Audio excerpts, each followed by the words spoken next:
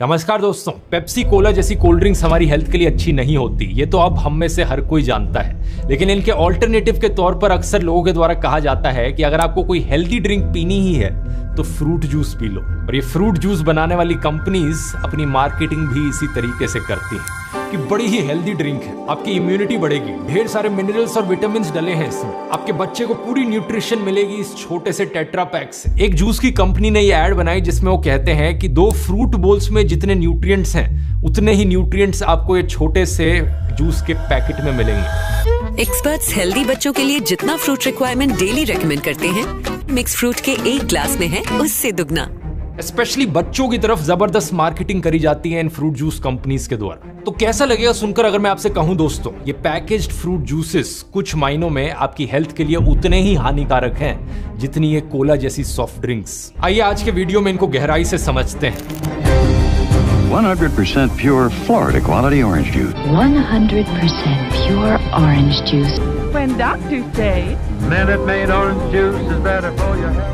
An 8-ounce glass of 100% apple juice contains about 28 grams of sugar, compared to a can of Coca-Cola at 33 grams. शुरुआत fruit से करते हैं दोस्तों। क्या fruits हमारी हेल्थ के लिए अच्छे हैं? बिल्कुल है, इस बात में कोई शक नहीं है। हमारी डेली डाइट का फ्रूट्स बहुत इंपॉर्टेंट हिस्सा है। इनमें विटामिन और मिनरल्स भरपूर है, फाइबर भी बहुत ज्यादा है और एंटीऑक्सीडेंट्स की भी काफी ज्यादा मात्रा आपको फ्रूट्स में मिलेगी। एंटीऑक्सीडेंट्स कैंसर और हार्ट डिजीज को प्रिवेंट करने में मदद करते हैं। साथ ही साथ फ्रूट्स में आपको मिलेंगे फ्लेवोनॉइड्स, जो एक टाइप के प्लांट पिगमेंट्स होते हैं। रिसर्च ने हमें बताया है कि इन्हें खाने से आपका मूड भी बेहतर होता है। इसके अलावा ढेरों रिसर्च पेपर्स हमें बताते हैं कि फ्रूट्स खाने से heart disease, cancer, depression, diabetes का रिस्क कम होता है। लेकिन दूसरी तरफ पैकेज्ड फ्रूट जूसेस को लेकर रिसर्च पेपर्स कुछ उल्टा ही बताते हैं। 4 स्टडीज की एक मेटा एनालिसिस करी गई थी करीब 2 लाख पार्टिसिपेंट्स पर, जिसमें बताया कि फ्रूट जूसेस पीने से टाइप 2 डायबिटीज का रिस्क बढ़ जाता है। ऐसे कैसे हो सकता है? इसे समझने के लिए दोस्तों हमें फ्रूट जूसेस का इतिहास समझना होगा। तो आइए टाइम में पीछे चलते हैं और फ्रूट जूसेस की डेवलपमेंट को देखते हैं। इंसानों के द्वारा फ्रूट जूसेस को एक्चुअली में इतने पुराने समय से कंज्यूम किया जा रहा है कि आपको इसका मेंशन आयुर्वेद में भी मिलेगा। आयुर्वेद में लिखा गया है कि अगर आपको थकान हो रही है, थकान हटानी है, तो फ्रेश ऑरेंज जूस पीजिए,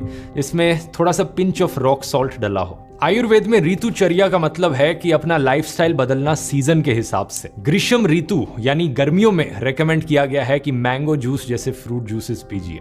सिमिलर फ्रूट जूसेस के मेंशन आपको बाइबल की ओल्ड टेस्टामेंट में भी मिल जाएंगे। अंगूर का जूस यानी ग्रेप जूस को अगर ज्यादा देर तक रखा जाए तो वो फर्मेंट हो जाता है और वाइन में बदल जाता है। ओल्ड टेस्टामेंट में हमें दोनों वाइन और ग्रेप जूस के बारे में सेपरेटली सुनने को मिलता है। चैप्टर 6 वर्स 2 और 3 भगवान प्रॉफिट मोसेस को कहते हैं, अगर प्रॉफिट इजराइल की ट्राइब्स में से कोई आदमी या औरत एक नेज़िराइट वो लेना चाहता है, यानी कुछ समय तक खुद को भगवान को डेडिकेट कर देना चाहता है, तो उसे वाइन नहीं पीनी चाहिए। इनफैक्ट कोई भी फर्मेंटेड ड्रिंक नहीं पीनी चाहिए। वाइन से बना हुआ विनेगर बंद, ग्रेप्स का जूस बंद और ग्रेप्स और किशमिश भी नहीं खाने चाहिए। वाइन, विनेगर और अंगूर का जूस, इन तीनों चीजों के लिए अलग अलग हिब्रू शब्दों का प्रयोग किया गया है, याइन, शोमेत्स और मिश्रो। जॉर्डन के देश के पास जो डेड सी है, वहां कुछ पुराने एंशिएंट मैन्यूस्क्रिप्ट्स पाए गए थे हिब्रू भाषा में लिखे हुए। डेटिंग करी इनकी तो पता चला ये 150 BC में लिखे गए थे और इनमें अनार के जूस का मेंशन किया हुआ है। इंटरेस्टिंग चीज ये है दोस्तों कि फ्रूट जूस का इतिहास आइसक्रीम के इतिहास से काफी मिलता जुलता है। कई आर्कियोलॉजिकल एविडेंस हमें मिला है कि चाइना, ईरान, रोम, ग्रीस, इजिप्ट के लोग पुराने जमानों में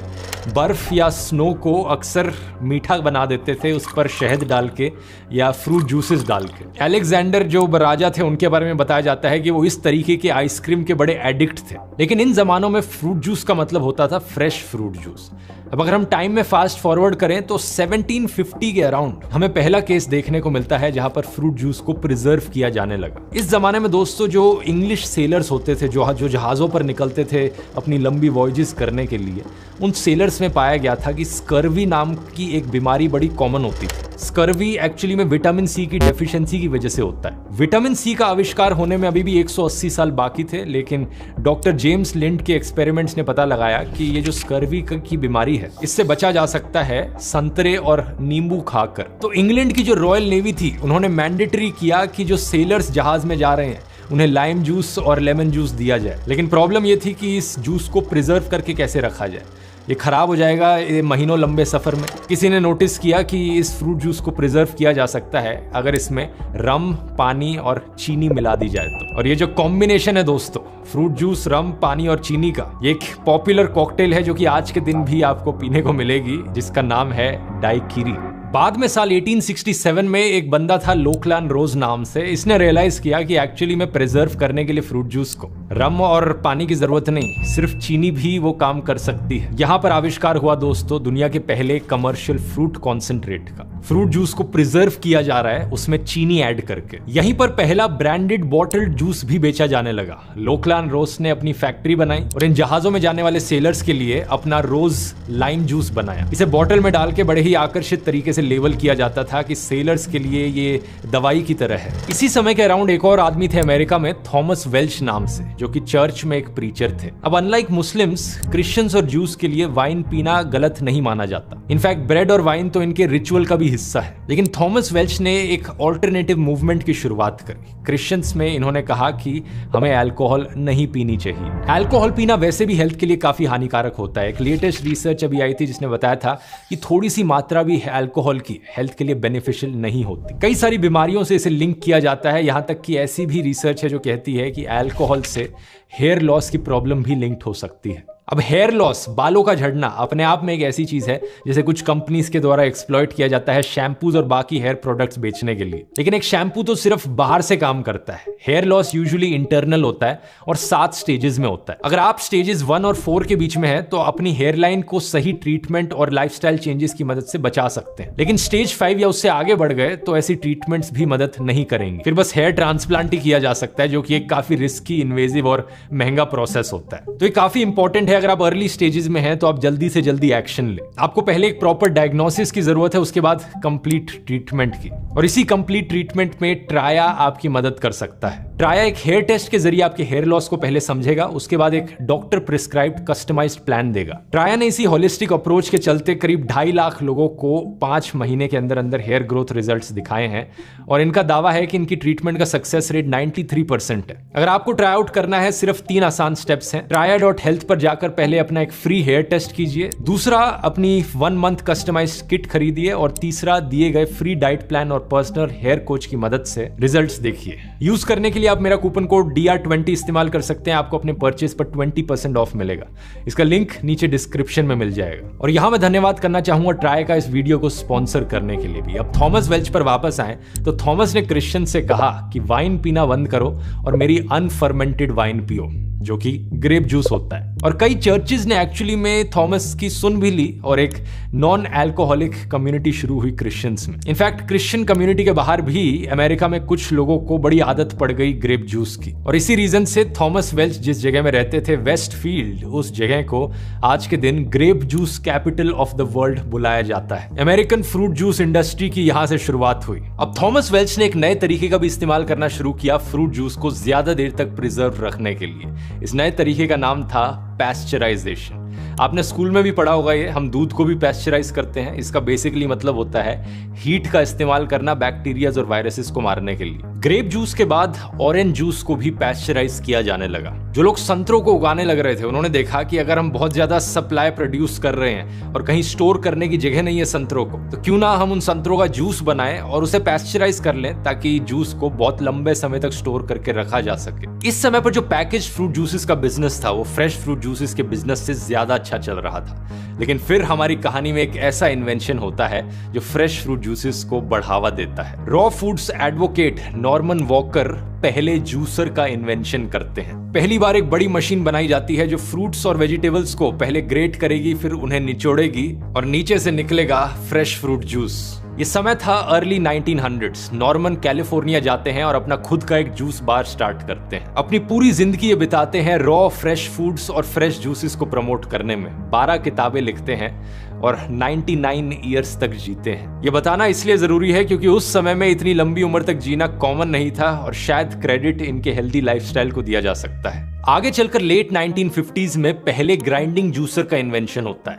इसे चैंपियन जूसर कहा जाता है। इसके बाद फिर आते हैं सेंट्रीफ्यूगल जूसर्स। इन आविष्कारों के बाद जो फ्रूट जूस निकालने वाली मशीन्स थी वो और कॉम्पैक्ट, कन्वीनियंट और छोटी बन जाती हैं, जिसका मतलब ये कि लोग अपने घरों में ये मशीन्स खरीद के रख सकते हैं। यहाँ पर कोल्ड प्रेस जूसर्स और सेंट्रीफ्यूगल जूसर्स के बारे में अक्सर एक डिबेट रहती है कि सेंट्रीफ्यूगल जूसर्स उतना अच्छा जूस नहीं निकालते, क्योंकि हीट और ऑक्सीडेशन की वजह से जो एंजाइम्स और न्यूट्रिएंट्स होते हैं फ्रूट्स में वो और कम हो जाते हैं। लेकिन इस चीज का कोई भी साइंटिफिक एविडेंस एग्जिस्ट नहीं करता, क्योंकि सेंट्रीफ्यूगल जूसर्स में भी जो टेम्परेचर है वो कोई इतना ज्यादा हाई नहीं होता। और जो रिसर्च करी गई है उनसे हमें यही पता लगता है कि न्यूट्रिशनली ऑलमोस्ट सिमिलर है जूस जो कोल्ड प्रेस जूसर से निकलता है और जो सेंट्रीफ्यूगल जूसर से निकलता है, क्योंकि अल्टीमेटली दोनों जगह से फ्रेश फ्रूट जूस ही निकल रहा है। पैकेट जूसेस की कहानी में टर्निंग पॉइंट आता है साल 1963 में, जब एक स्वीडिश कंपनी टेट्रा पैक नाम से अपना टेट्रा ब्रिक पैकेट इंट्रोड्यूस करती है। सही सुना आपने दोस्तों, इस कंपनी का नाम ही टेट्रा पैक था और आज के दिन हम इस टाइप के पैकेट को टेट्रा पैक नाम से ही जानते हैं। दुनिया भर में ये इतना पॉपुलर है टेट्रा पैक। इस कंपनी के मालिक थे एक Swedish industrialist Ruben Rausing. Fruit juices का इतिहास हमेशा के लिए बदल जाता है इसके बाद से। अब ना सिर्फ महीनों तक स्टोर करना पॉसिबल है फ्रूट जूसेस को, बल्कि बहुत दूर दूर तक इसे ट्रांसपोर्ट भी किया जा सकता है और इतने कन्वीनियंट पैकेज में इसे बेचा भी जा सकता है जिससे लोग डायरेक्टली स्ट्रॉ लगाकर पी लें। इतना कन्वीनियंट, इतना सस्ता प्रोसेस कि आज के दिन तक हम टेट्रा पैक्स का इस्तेमाल कर रहे हैं। लेकिन आज इन टेट्रा पैक्स में किस तरीके का जूस मिलता है, आइए एक टिपिकल पॉपुलर जूस के ब्रांड को देखते हैं जो इंडिया में बिकता है। इसके पीछे इंग्रेडिएंट लिस्ट समझते हैं। ये एक मिक्स्ड फ्रूट जूस पैकेट है 180 ml का, जिसे एक बॉलीवुड हीरोइन प्रमोट कर रही थी। पहले न्यूट्रिशनल इन्फो देखते हैं। अलग अलग न्यूट्रिएंट्स यहाँ लिस्ट डाउन किए गए हैं। सेकंड कॉलम है यहाँ पर 100 ml का और तीसरा कॉलम है परसेंटेज ऑफ डेली रिक्वायरमेंट का, यानी टिपिकली जो इसमें सोडियम डला है 20 मिलीग्राम का, वो एक आम इंसान की 1.5% डेली रिक्वायरमेंट पूरी कर सकता है। कुछ भी नहीं है, कोई 50 पैकेट तो पिएगा नहीं इसके एक दिन के अंदर पूरी अपनी डेली रिक्वायरमेंट मीट करने के लिए। सेम चीज पोटेशियम, कैल्शियम और आयरन के साथ कही जा सकती है। 1.7%, 1.5%, सिर्फ 1%। यहाँ पर सिग्निफिकेंट अमाउंट में सिर्फ विटामिन सी डला है जो 75% रेकमेंडेड डेली अलाउंस मीट करता है। तो आपको सुनकर लगेगा कि चलो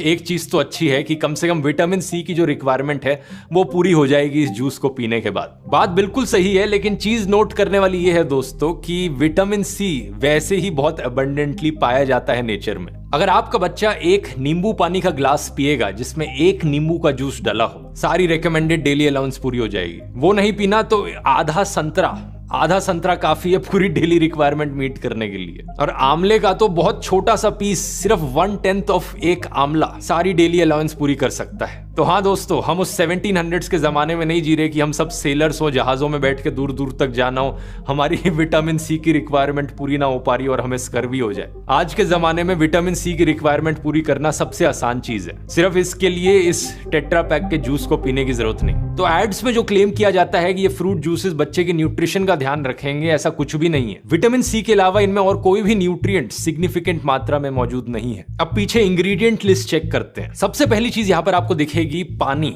वाटर, और इसके बाद लिखा गया है कॉन्सेंट्रेटेड फ्रूट जूस करीब 12%। भाई ये क्या जुमला हुआ?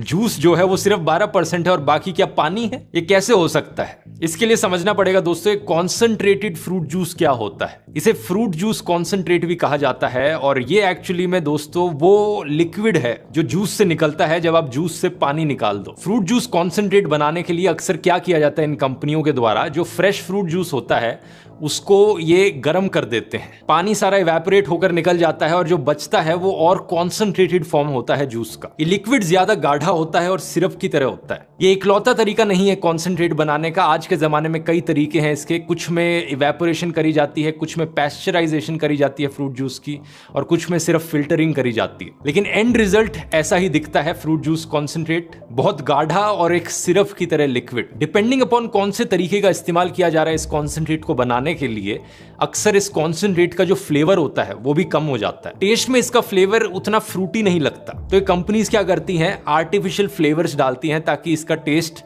वापस फ्रूट जैसा बने। और फिर इन फ्रूट जूस कॉन्सेंट्रेट्स को पानी के साथ मिक्स किया जाता है ये पैकेज्ड फ्रूट जूसेस बनाने के लिए। अब आप यहां पर पूछोगे भाई ये क्या मसला हुआ, पहले पानी को इवेपोरेट करके बाहर निकाला, कॉन्सेंट्रेट बनाया और फिर बाद में पानी के साथ मिक्स करके वापस से फ्रूट जूस बना दिया। ऐसा क्यों किया जा रहा है? ऐसा इसलिए किया जा रहा है है दोस्तों, क्योंकि इस कॉन्सेंट्रेट को ज्यादा देर तक स्टोर करके रखा जा सकता है। इतनी जल्दी खराब नहीं होता है जितनी जल्दी कोई फ्रेश फ्रूट जूस खराब हो जाता है। तो कंपनीज के लिए पैकेजिंग कॉस्ट बचती है, स्टोरेज कॉस्ट बचती है और ट्रांसपोर्टेशन कॉस्ट बचती है। लेकिन दूसरी तरफ इन कॉन्सेंट्रेट्स का नुकसान यह है कि ज्यादातर न्यूट्रिएंट्स भी खत्म हो जाते हैं। खुद ही सोचकर देखो, यहां पर आपने फ्रेश फ्रूट जूस निकाला, उसका कॉन्सेंट्रेट बनाया, उसे इवेपोरेट करके पैस्चराइज करके गर्म किया आपने फ्रेश फ्रूट जूस को, और फिर उसे महीनों तक आप रखना चाहो एक जगह पर, कहां से वो बात रहेगी। यही कारण है इस इंग्रेडिएंट लिस्ट में आप आगे देखोगे इन्होंने लास्ट में लिख रखा है फ्लेवर्स ऐड किए गए हैं, natural and nature identical flavouring substances. कुछ नेचुरल फ्लेवर्स ऐड किए गए हैं ताकि इसका टेस्ट वापस फ्रूट जूस जैसा हो, और कुछ नेचर आइडेंटिकल फ्लेवरिंग सब्सटेंसेस यानी कुछ ऐसे केमिकल्स जिनका टेस्ट नेचर में मौजूद